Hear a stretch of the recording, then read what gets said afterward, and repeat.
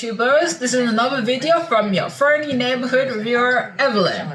Today we're going to be reviewing episode 5 to 6 of Quantum Leap. I won't go deep into episode 5 because that was primarily a cowboy episode. I really don't like westerns and it was very easy to explain. Basically, Ben jumped into the body of this retired Mexican shooter in which he was a grandfather to the daughter, in which they were going to save this town called Salvation. At the end of the episode, we get surprised that Ben gets confronted by another leaper that tells him not to interfere and not to follow him. And of course, Ben and Addison are there talking about how Ben now remembers that Addison is his fiancée and girlfriend, even though he doesn't remember the other memories of how they came together, he remembers the feeling. But when they find out about this other leaper, Ben and Addison, Ben conveniently leaps again to a next timeline. This time in the mid-80s, 1989 in San Francisco, where an earthquake happened. I think it's factual. I'll probably maybe put a little image fact check this, in which there was a big earthquake and Ben this time leaps into the body of a father.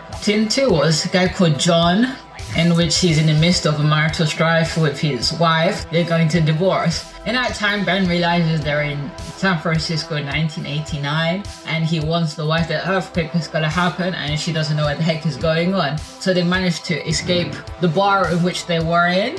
And in the midst of this, Addison is talking with the team, Ian, Jen, and so on, that another person recognized Ben. So they're theorizing that probably another company or some sort of other entity probably has the same technology as them, because the only way they could know that Ben is through the imaging chamber. So they're investigating what it could be. So whilst they're investigating who this leaper is, Addison's telling Ben that the reason he leaped into this guy's body, John, was to save the son. Because the son inadvertently found out about their parents' divorce when the mom was talking on the phone. So he decides to go to the old place where they were living.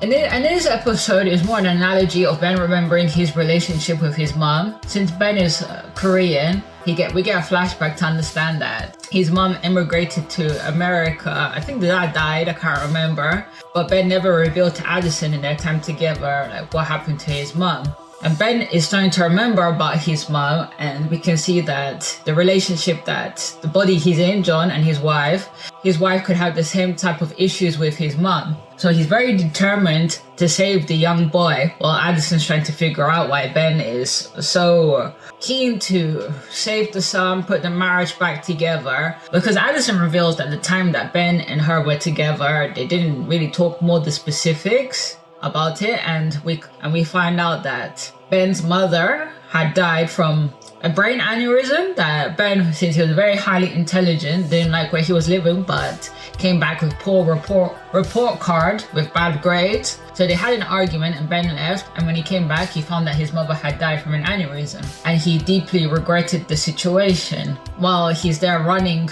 to save John's son, the body that he's in. Because before that, as they're running through the aftermath of the earthquake in San Francisco, which is in 1989, I say again, I will fact check that this is accurate. The wife of John goes and gets herself accidentally electrocuted when Ben was saving John was saving these people that were stuck in a car where there was electric wire exposed from telephone cables. So he manages to save them, but the wife gets electrocuted, but he promises to the wife that they'll save the son. So he ends up running through underneath the sewer lines. I think it's the sewer lines. He's like there running, and that's when Ben and Addison have that conversation. So Addison tells Ben that he's about 1 more mile to walk to the old house in which John and his wife used to live in, and the son's there. They get back into the future, and we find out that Jen and Ian managed to ID this mysterious leaper. The running joke within this episode is they call this guy Leaper X.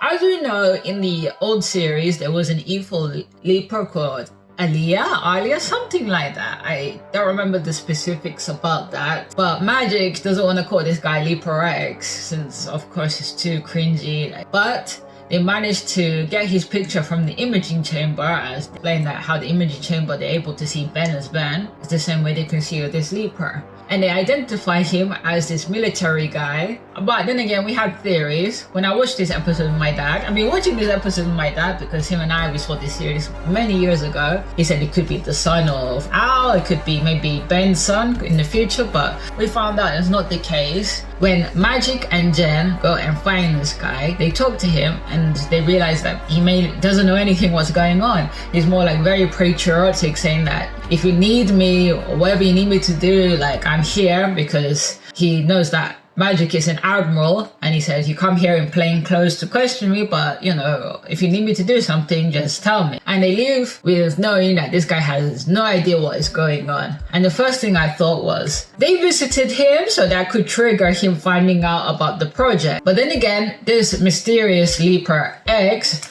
we don't know how many years in the future, could be 10 years from now for all we know, that he happens to leap. But in this episode, we have no mention of Janice Calavici, Al's daughter. So we don't know whether it is Janice who is the one that created this, you know, since we saw her creating an imaging chamber, we don't know if she found a way to put this guy to leap forward. So we have no idea what's the connection there. And that's one of the bigger mystery of what's going on. And we have yet, in the next episode, I hope we find out why in the world did Ben, you know, leaped without authorization and what's the end goal here. To get straight to the point, in this episode, Ben manages to get to the old house of where the body he's in, John, and his wife and the son used to live. Now, of course, with the earthquakes, it's going to collapse.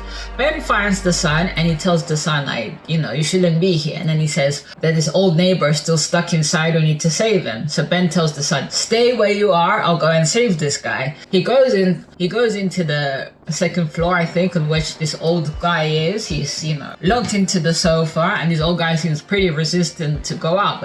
But Ben manages to convince the old neighbor to escape from the room, but a pillar goes and collapses on Ben while Addison's there and he's unconscious. And Addison's trying in vain to get Ben to wake up. But the son, John/Ben, he comes back and he manages to wake up Ben. So with the strength of Ben and the son, he manages to get off from the pillar. And they both end up escaping from the place because they had about 2 minutes before the whole building collapses. So everybody's safe, including the wife. Ben takes the son to see the wife and there's like a happy reunion. But in that moment, Addison's saying, you know, you're about to leap any moment. And Ben realizes since it's 1989, his mother is still alive. So he's there trying to phone his mom. But Addison says, you shouldn't do that. You're about to leap any moment. But he begs Addison to tell him his mom's phone number because he can't remember. He does that and he manages to get in contact with his mother. And before he leaps, he manages to hear a hello. And then he leaps into another body.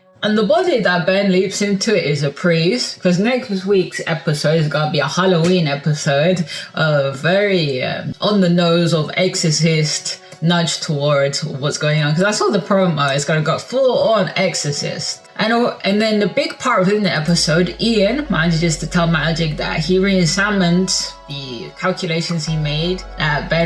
He first said that Ben was leaping as to gathering energy to go a certain point in time. But Ian says he was probably looking at this wrong. And he's saying that Ben is planning to go to the future. And Magic's like, is that even possible? And Ian is basically saying, at this point, anything is possible. And Magic tells Ian that you're the only one smart enough to figure this out. So the last 2 episodes of Quantum Leap. The Western episode, I felt that was more of a filler episode because it was kind of... I don't like Westerns, so maybe that's why I didn't really like that much the episode of episode 5. Episode 6, yeah, I like the episode about him being inside the body of a father. The other thing we discovered was the little boy, the son of John/Ben, the body that he's in, he happens to become a famous architect and he solves the building issues and he ends up saving lives because of the buildings that he happened to make the little boy in the future could survive through earthquakes. So that's the main important thing.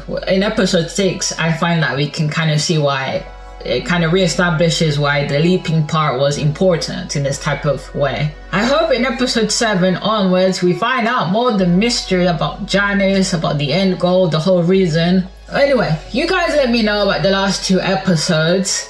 I hope people will give this series a chance.